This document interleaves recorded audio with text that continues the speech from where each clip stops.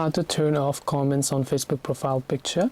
Hey everybody, welcome back to the channel. In today's video we are going to learn how we can turn off comments on Facebook profile picture, so make sure to stick with me till the end.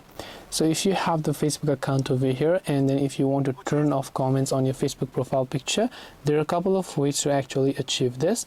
Now one way that we can do it is if you posted it as a normal picture, right, in your timeline also, then you could go to that timeline picture and then just tap the three dots option. Then you could select who can comment on your post, and then you would set this to no one or friends and established followers only.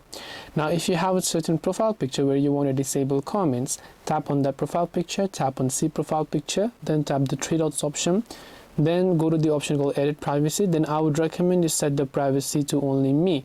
So when you set the privacy to only me, what happens over here is that other people who are over here will actually only be able to see that your profile picture. They will not be able to see on your timeline, and as a result they will also not be able to comment on it.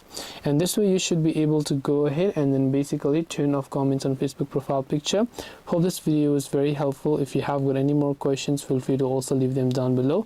Thank you for watching till the very end of this tutorial, and see you soon in the next video.